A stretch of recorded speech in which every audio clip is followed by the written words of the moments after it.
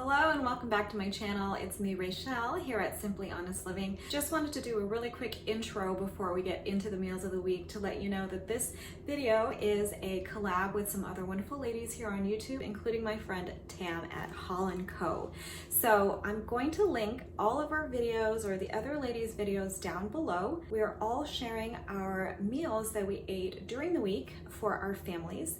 Now Tam and I have smaller families with older kids, and the other two ladies, Liana and Sarah from Feed a Tribe and Our Tribe of Many, respectively, have larger families, including littles. So this video is great because it's going to give you a wide range of ideas for your family. So whatever size your family is, you're going to find some inspiration here. So without further ado, I'm going to go ahead and jump into this particular meals of the week video, or what we are calling What's for Dinner, and share with you what my family ate this particular week. Any recipes will be linked below, although I think I pretty much just winged it this week. So if you have any questions on how I made any of the recipes, feel free to leave a comment down below and I will be happy to share that info with you. So here we go. Enjoy.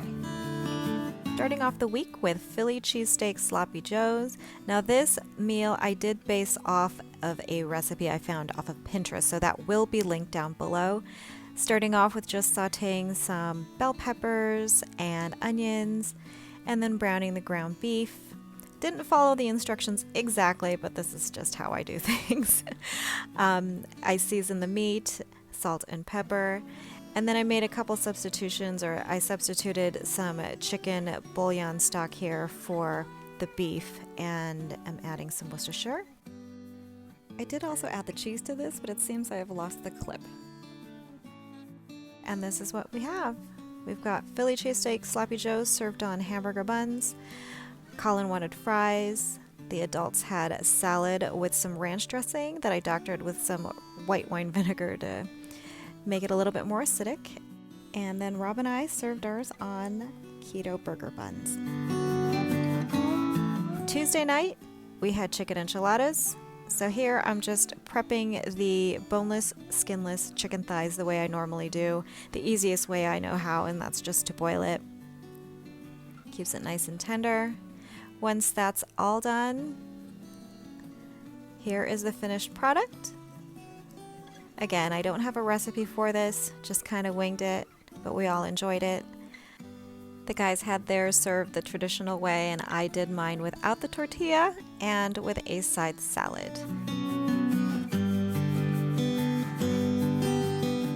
Wednesday night, we kind of did a chicken stovetop stew that I served with some potatoes and stewed tomatoes. Very simple recipe.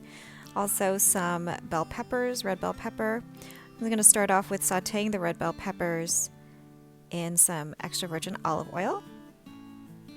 And I'm going to cook that on the stovetop until I could smell the bell peppers get nice and sweet, at which point I'm going to add the potatoes. I noticed that they were pretty large, so I sliced them in half. I've never used canned potatoes before, so this was a first, but they turned out really well, and you really couldn't tell at all that they were from a can. Just season that. I also like to season all the different layers. So we've got salt and pepper here.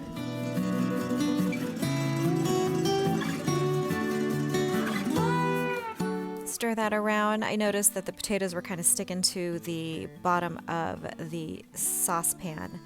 So I added a little bit of the stewed tomato juice, and that just deglazed it, picked it right up off of the bottom of that pan.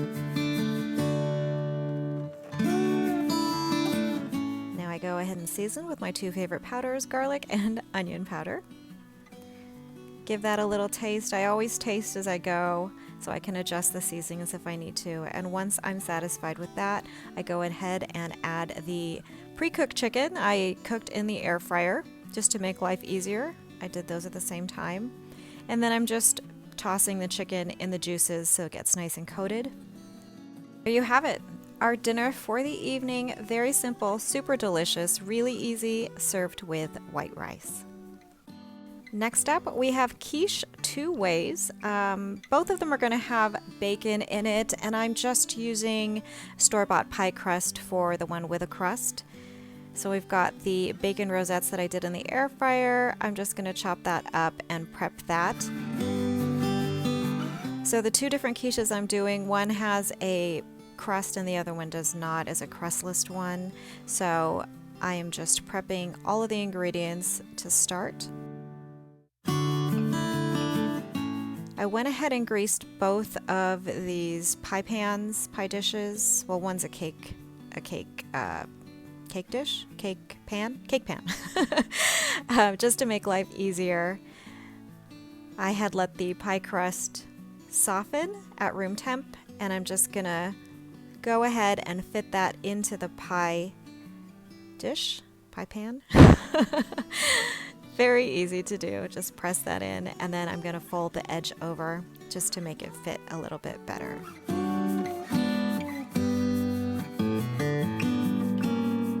Next up, we've got the filling. I'm gonna do the sort of egg custard, I guess you could call it. So for the first one, this is the one with the crust. We've got some eggs, salt and pepper. I'm not gonna season it with too much salt because we have bacon in there and some cheese that's gonna go in. And once the eggs are whisked, I'm gonna go ahead and add some heavy cream.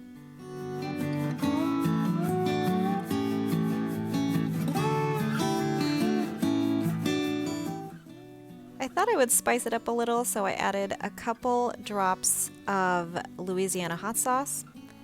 And now to prep the actual quiche itself, I'm going to layer some sliced Gouda cheese at the very bottom. This actually added a lot of flavor, and it was really, really good. Next up, we've got a huge mound of that bacon, that pre-cooked and chopped bacon. And then I'm gonna add another layer of cheese. Since the Gouda has a lot of flavor and the bacon has a lot of flavor, I went ahead and picked a mild cheese. So this is just some mozzarella cheese.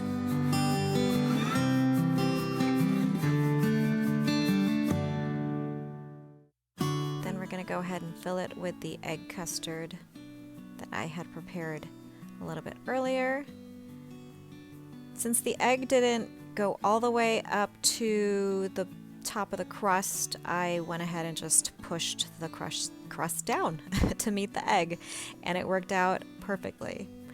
Last step here, we are going to just brush the crust with some of the leftover egg that kind of was in the bowl. And then we're moving on to the second quiche right here, the crustless quiche. Filling is essentially the same, but what I did was add some of my favorite powders again, like garlic powder and onion powder. There's the bacon, decided to add it to the actual egg mixture itself. More mozzarella cheese. Then we have Mexican cheese. That's right, Mexican cheese. I decided to add to this. We're gonna go with all the cheeses. So we're gonna fill the cake pan with the custard, and then we're gonna add Gouda because, you know, why not add all the cheeses? Winston had no objections. So into the oven they went, 350 until it was all set, about 15 to 20 minutes, just depending on your oven. And we've got two beautiful quiches here. Just let that cool until we're ready to serve it. You can see the crust got brown from the egg wash, and there is my crustless one.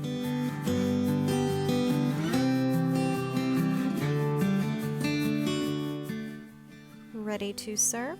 Slice these puppies up just to show you what it looked like on the inside. Now these had been sitting for a bit, so cheese is not gooey, but the flavor was all there. Extremely flavorful, so delicious.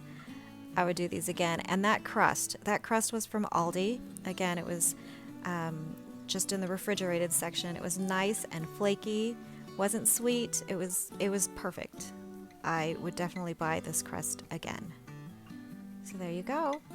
I hope you guys enjoyed this video, this collab with all these wonderful ladies here on YouTube. I hope you guys got some inspiration and ideas for family meals that you can feed to your loved ones. I'll see you in the next video. Thanks so much for watching.